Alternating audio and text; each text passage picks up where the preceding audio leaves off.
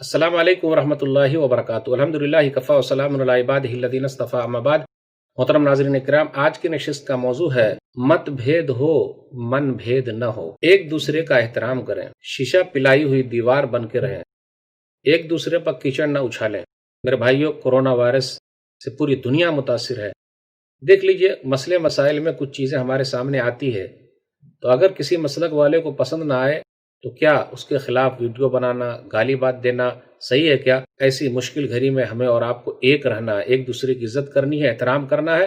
فقہی مسائل ہے بھائی، رائے الگ ہو سکتی ہے، لیکن اس کا مطلب یہ نہیں کہ ہم سلام کلام ہی بند کر دیں۔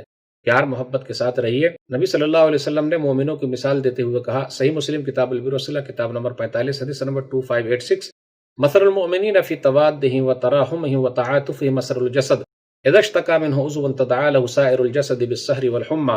مومنوں کی مثال آپس میں پیار کرنے میں، رحم کرنے میں، ایک دوسرے سے محبت کرنے میں ایک جسم کی طرح ہے کہ اگر جسم کو کہیں بھی تکلیف و بخار لگ جائے تو پورا جسم بخار میں آ جاتا ہے، تکلیف محسوس ہوتی ہے۔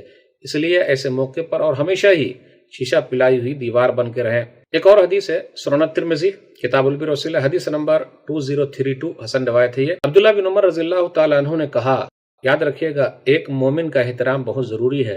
ایک مومن کا احترام خانہ کعبہ سے بھی بڑھ کر ہے۔